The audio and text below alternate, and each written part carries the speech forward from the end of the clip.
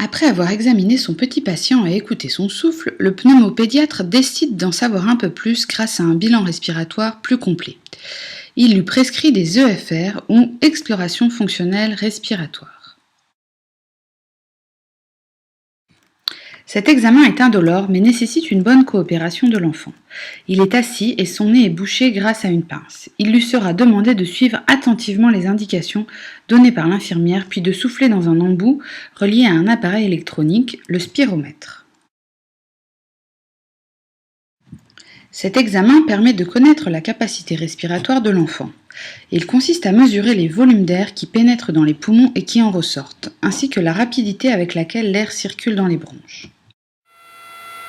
Inspire. Et souffle. Vas-y. Encore.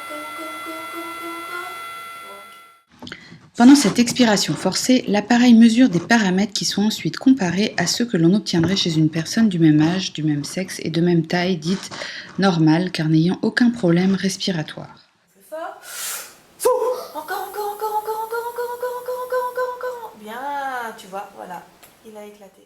Si les résultats de cet examen étaient anormaux, le médecin pourra, en le répétant, apprécier l'efficacité des traitements qui sont prescrits et suivre l'évolution de la maladie de l'enfant.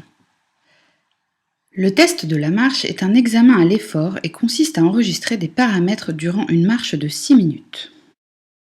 Les mesures réalisées sont le pouls et la saturation en oxygène à l'aide d'un oxymètre pendant toute la durée de l'examen, ainsi que la tension artérielle au repos et en fin d'exercice. Celle-ci est recueillie au bras par l'infirmière à l'aide d'un brassard et d'un stéthoscope. Ce test, comme le précédent, ne permet pas d'aider au diagnostic mais de contrôler l'évolution de l'état respiratoire de l'enfant en marchant. Tu peux me donner un chiffre entre 0 et 10. Sachant que 0, c'est pas du tout essoufflé, mais 10, tu n'arrives plus à respirer. Est-ce que tu saurais me répondre? Je vais dire 3. 3 là? D'accord, tu es un petit peu essoufflé à 3. Tu tournes, tu suis les farouches, tu tournes dans le couloir et tu vas toucher la chaise, la porte blanche là-bas.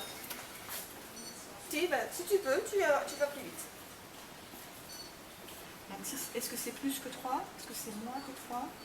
Non, c'est toujours 3. C'est toujours, tu es aussi essoufflé que avant de commencer. Pour cet enfant par exemple, cet examen est satisfaisant puisque sa saturation en oxygène s'est maintenue au-dessus des 95%.